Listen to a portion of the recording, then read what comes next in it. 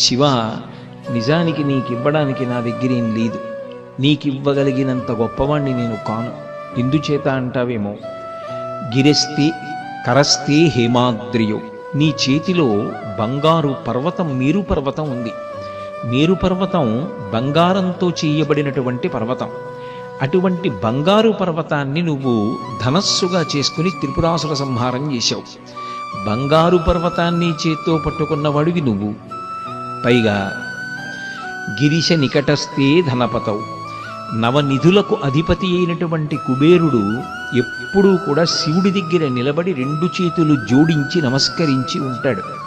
ఎప్పుడైనా శివుడికి ఏమైనా సేవ చేసుకునే భాగ్యం కలుగుతుందేమోనని.